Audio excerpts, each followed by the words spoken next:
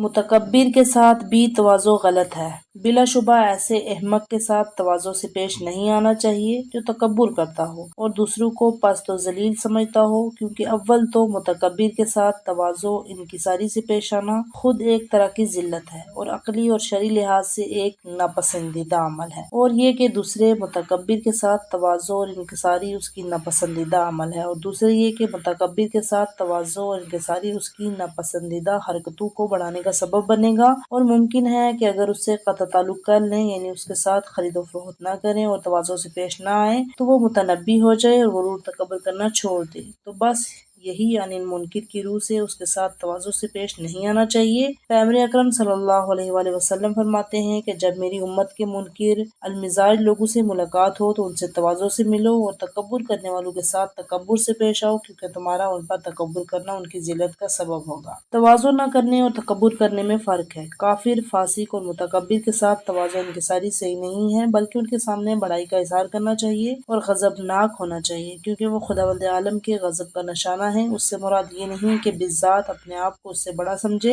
یعنی انہیں اپنے سے پست تر سمجھے اور یہ توقع رکھے کہ وہ اپنے آپ کو اس سے پست سمجھے اور اپنے آپ کو ان کے مقابلے میں عزت و شان و مقام والا سمجھے، بلکہ اس کا مطلب یہ ہے کہ اپنے آپ کو اس سے پست سمجھے اور اپنے آپ کو ان کے مقابلے میں عزت و شان و مقام والا سمجھے، بلکہ اس کا مطلب یہ ہے کہ اپنے آپ کو ان کا عاجز انسان سمجھے اور اہل نجات میں سے ہونا توفیق خدا کی بنا پر ہے اور ہلاکت اپنے ہی عمل کی وجہ سے ہے، اور ہو سکتا ہے کہ اس کافر یا فاسق کی توبہ توفیق ہو جائے اور اس کی عافیت بخیر ہو جائے۔ جی ہاں، ہمیں چونکہ یہ حکم دیا گیا ہے اس لیے ان سے سختی سے پیش آتے ہیں، نہ یہ کہ خدا نخواستہ ہم تکبر سے کام لیتے ہیں۔ المختصر شخصیت کو بالکل نظر نہیں رکھنا چاہیے، بلکہ اطاعت اور فرمانبرداری اور وظائف ایمانی پر عمل کو اپنا شعار بنانا چاہیے۔ جسے خداوند عالم دشمن رکھتا ہے وہ بھی اسے دشمن رکھے اور اس کے ساتھ انکساری سے پیش نہ آئے۔ اس مطلب کی وضاحت کے لیے خداوند عالم کے لیے غضبناک کرنے اور تکبر نہ کرنے میں کوئی فرق نہیں ہے، بلکہ ایک مثال بیان کرتے ہیں۔ جبکہ کوئی بادشاہ اپنے نوکر کو یہ حکم دے کہ جب بھی میرا بیٹا بے ادبی کرے تو اس سے ناراضگی کا اظہار کرے اور اسے مارے، تو پس اگر نوکر بادشاہ کے بیٹے کی کوئی غلطی دیکھے تو اسے چاہیے کہ وہ اسے مارے اور اسے ناراضگی کا اظہار کرے۔ اگر وہ ایسا نہ کرے تو گویا اس نے بادشاہ کے حکم کی اطاعت نہیں کی، حالانکہ وہ نوکر اس عالم سے تکبر نہیں کرتا، اپنے آپ کو اس کے بیٹے سے برتر نہیں سمجھتا، بلکہ اسے بادشاہ کے نزدیک زیادہ عزیز اور برتر جانتا ہے۔ اگر غصہ تکبر جمع ہو جائے تو جان لیجیے وہ غضب خداوند متعال کے لیے نہیں بلکہ ہوائے نفسانی کی بنا پر ہے۔ تکبر اور بندگی ایک ساتھ سازگار نہیں ہو سکتے، چونکہ تکبر سے مراد نفس کی سرکشی اور خدائے بزرگ و برتر کی عظمت سے غافل ہونا، اپنی ذلت اور پستی کو بھول جانا، مثلاً اپنے آپ کو عزت و مقام کے لائق اور دوسروں کو اپنے سے پست و حقیر سمجھنا۔ خود پرستی کی یہ حالت خدا پرستی کی ضد ہے، لہذا ہر حال میں قابل مذمت اور کسی بھی طرح خداوند عالم کی مدح کے حکم میں نہیں آتی۔ پس جان لیجیے کہ کافر، فاسق اور دولت مند کے سامنے تکبر سے مراد خدا کی خدائی کو عزیز رکھنا اور ان کی بزرگی ظاہر کرنا ہے۔ کافر کے سامنے بالکل انکساری نہیں کرنا چاہیے، بلکہ اللہ تعالیٰ ایمان کی اہمیت کو، جو کہ بہت بڑی ہی نعمت ہے، اس پر ظاہر کرے۔ گنہگاروں کے سامنے بھی تقوی کی اہمیت کا اظہار کرے، جو کہ خدا عز و جل کے نزدیک محترم ہونے کا معیار ہے، اور امیر کے سامنے اللہ تعالیٰ کے خزانوں کی بزرگی و اہمیت کو ظاہر کیے۔ معمولی سا مقام، منزلت جس کے فخر و ممات کا سبب ہے اور کسی بھی لمحے اس کے مال کی وجہ سے اس کے سامنے فروختی نہیں کرنی چاہیے، اور تکبر کو احمق و جاہل ظاہر کرنا چاہیے۔ اسے سمجھنا چاہیے کہ کبریائی صرف خداوند عالم ساتھ مختص ہے، اس کے علاوہ جو کوئی بھی تکبر کرے وہ احمق ہے۔ چنانچہ آپ ملاحظہ کریں گے اگر اس طرح عمل ہو، یعنی اپنی خودی اور ہوائے نفسی کا دخل نہ ہو، عزت اور بزرگی کا اظہار صرف خدا کے لیے ہو، نہ کہ نفس کے غرور، تکبر اور حد درمی کے لیے، لیکن عمل کے وقت سخت احتیاط سے کام لینا چاہیے، کوئی غلطی نہ ہو۔ کبھی ایسا ہوتا ہے کہ انسان کے سامنے کوئی برائی ہو، جب وہ اسے روکنا چاہتے ہو تو خواہشات نفس کی بنا پر گناہ میں مبتلا ہو جاتا ہے۔ برائی کرنے والے کو برائی سے روکنے کے بجائے خود بھی اس سے بڑے گناہ میں مبتلا ہو جاتا ہے۔ کس قدر فرق ہے اس کام کے درمیان جو خدا کے لیے ہو اور اس کام میں جو خواہشات نفس کی بنا پر ہو۔ بے شک عمل کی صورت ایک ہی ہے، اگر خدا کے لیے ہو تو عبادت اور قرب الہی کا موجب ہے اور شیطان پر غلبہ، اور اگر خواہشات نفس کی بنا پر ہو تو گناہ اور شیطان کا بندہ بننا اور اس کے سامنے مغلوب ہونا ہے۔ دولت کی وجہ سے دولت مند کی تواضع کرنا ہلاکت کا سبب ہے۔ غنی اور سرمایہ دار لوگوں کے سامنے تواضع، اور اگر ان کی ثروت اور مال دنیا کے لالچ کی وجہ سے ہو تو اس کی چیز کے لیے قرآن مجید اور روایات میں بہت زیادہ سختی سے منع کیا گیا ہے۔ قرآن مجید میں اللہ تعالیٰ فرماتا ہے، سورہ طٰہٰ آیت نمبر 131 میں،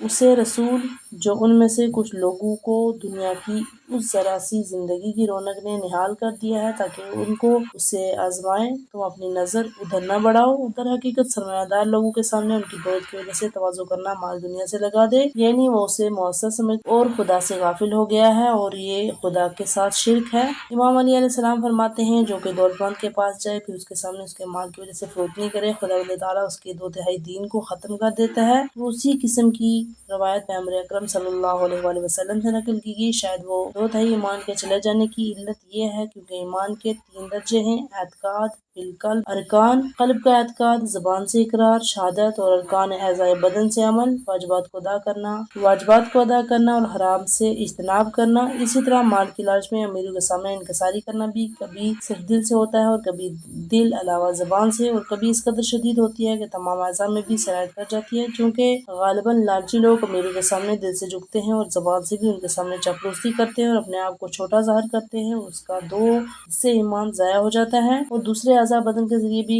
خضوع کا اظہار کرے، مثلا ان کے ہاتھ اور پیر چومے اور اس طرح کی دوسری حرکتیں کرے، تو ایسے میں اس کا تمام دین اس کے ہاتھ سے چلا جاتا ہے، کیونکہ اس کے پاس جو کچھ تھا وہ جو کر سکتا تھا اس نے مخلوق کے سامنے کر ڈالا، دوسری کوئی چیز خالق کے لیے باقی نہیں چھوڑی۔ دولت مند کی تواضع اور فقیر کا تکبر رضائے خدا کے لیے۔ حضرت علی علیہ السلام فرماتے ہیں کہ یعنی امیروں کا رضائے خدا کے لیے فقراء سے تواضع کرنا کس قدر نیک عمل ہے، یعنی تواضع امرا سے ہو تو زیادہ بہتر اور قابل تعریف ہے، کیونکہ غربا کا تواضع ان کا فطری تقاضا ہے۔ اس سے بہترین عمل غریبوں کا امیروں کے سامنے تکبر کرنا ہے، یعنی محتاج کو چاہیے کہ خدا عز و جل پر توکل کرتے ہوئے فقیرانہ خوشامد اور گری ہوئی حرکتوں سے اجتناب کرے اور ان کے سامنے انکساری نہ کرے۔ ان کا مطلب یہ نہیں کہ اپنے آپ کو ان سے برتر سمجھتے ہوئے تکبر کرے، جیسا کہ ابھی گزر چکا ہے۔ اگر ثروت مند اپنے مال پر ناز و فخر کرے تو فقیر کو بھی چاہیے کہ وہ خدا عز و جل پر توکل کر کے، جس کے قبضے قدرت میں زمین و آسمان کے خزانے ہیں، اور اپنے آپ کو بے نیاز سمجھے۔ کتاب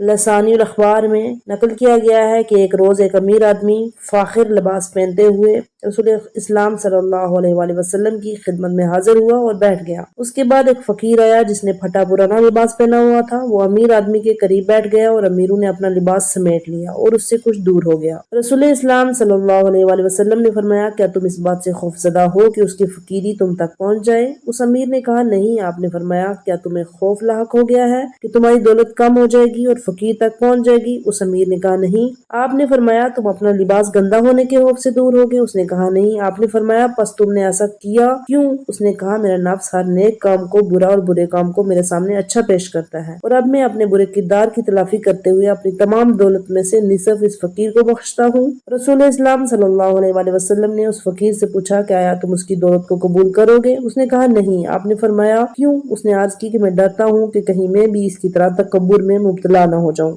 ضمناً یہ بات بھی یاد رہے کہ امیر کے سامنے تواضع کرنا صرف اس کے مال کی وجہ سے ہے، ورنہ اگر ایمان تقوی کے مقابلے میں تواضع فروتنی سے پیش آنا چاہیے، بلکہ اس بارے میں حکم دیا گیا یعنی اس کے مال کی طرف مائل نہ ہوا ہو، اور اس کی علامت یہ ہے کہ اس کا تواضع کرنا متقی فقیر اور متقی امیر کے سامنے یکساں ہو اور دولت پیش نظر نہ ہو۔ تواضع میں افراد کے لحاظ سے فرق ہوتا ہے۔ تواضع کی ایک حد ہے کہ اگر انسان اس سے گزرنے کی کوشش کرے تو کبھی انسان کی ذلت اور اہانت اور بے عزتی کا موجب ہوتی ہے، اور مومن کو کوئی ایسا کام نہیں کرنا چاہیے جو اس کی ذلت کا سبب بنے۔ اس بنا پر تواضع کے وقت مکمل طور پر میانہ روی کا خیال رکھنا چاہیے، مثلاً والدین اور رشتہ داروں کے سامنے تواضع اجنبی لوگوں کے سامنے زیادہ ہونی چاہیے، اور بعمل علماء اور سادات کے سامنے دوسروں سے زیادہ تواضع سے پیش آنا چاہیے، اور قوم کے بزرگ کے سامنے قوم سے بڑھ کر تواضع سے پیش آنا چاہیے، کیونکہ وہ تواضع جو والدین اور علماء اور سادات کے لیے مناسب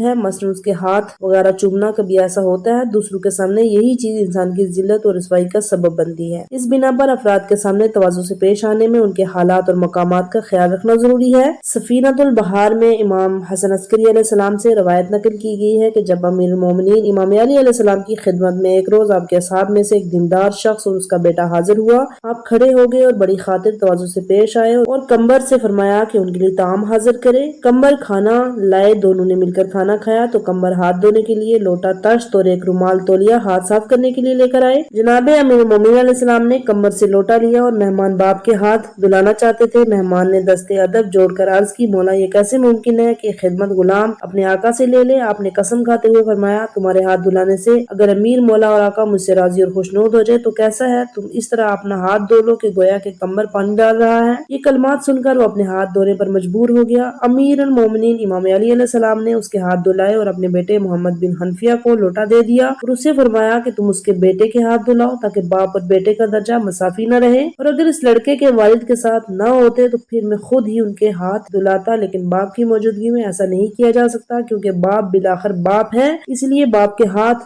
باپ دھلائے اور بیٹا بیٹے کے ہاتھ۔ تواضع کی علامت امام جعفر صادق علیہ السلام فرماتے ہیں سفینۃ البحار میں تواضع یہ ہے کہ مجلس امام جعفر صادق علیہ السلام فرماتے ہیں سفینۃ البحار میں تواضع یہ ہے کہ انسان مجلس میں سب سے پیچھے بیٹھے، اور تواضع یہ ہے کہ انسان مجلس میں سب سے پیچھے بیٹھنے پر راضی ہو، جسے ملاقات کرے اس سے سلام میں ابتدا کرے، لڑائی جھگڑا کرنے کو ترک کرے، اگرچہ حق پر ہو اس بات کو پسند نہ کرے، اس کی تقوی سے تعریف کی جائے، یعنی جو کوئی ان چار باتوں کا لحاظ رکھے گا وہ تواضع کی فضیلت سے بہرہ مند ہو جائے گا۔ یا یہ کہ تواضع کی علامات یہ چار باتیں امیر المومنین علیہ السلام اپنی وصیت کے ضمن میں فرماتے ہیں، تمہارے لیے ضروری ہے کہ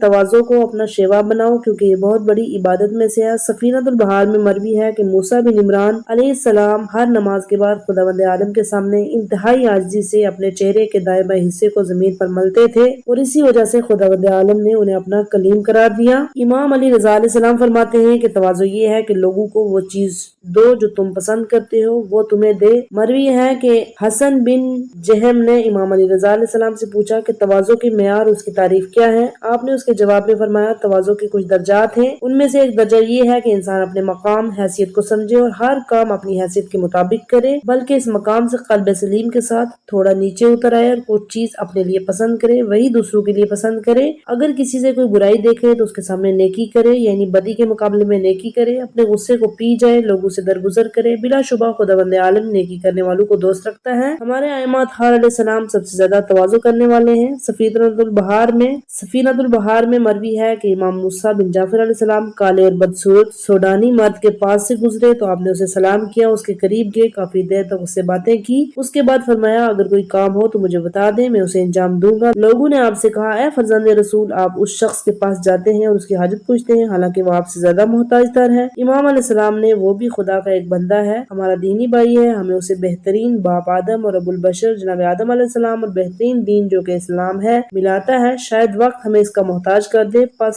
ہم کس کے لیے اس پر تکبر کریں؟ تکبر کی جڑ کاٹنا چاہیے۔ محمد بن مسلم اشراف کوفے میں سے ایک دولت مند آدمی تھے۔ امام محمد باقر علیہ السلام امام جعفر صادق علیہ السلام کے اصحاب میں سے تھے۔ ایک دن امام محمد باقر علیہ السلام نے ان سے کہا کہ اے محمد فروتنی، جب محمد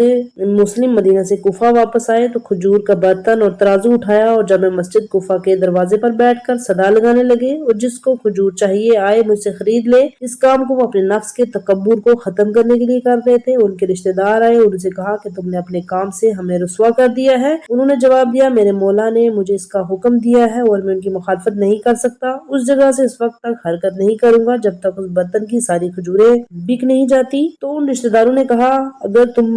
ہر صورت میں خرید و فروخت ہی کرنا ہے تو اس جگہ جاؤ جہاں گندم کو آٹا کرتے ہیں، اور حضرت نے قبول کر لیا، اونٹ اور چکی کا پتھر خریدا اور گندم کا آٹا بنانے میں مشغول ہو گئے تاکہ اس کام سے نفس کے تکبر کا خاتمہ کریں اور اپنے آپ کو ایک عام انسان کی طرح دیکھیں۔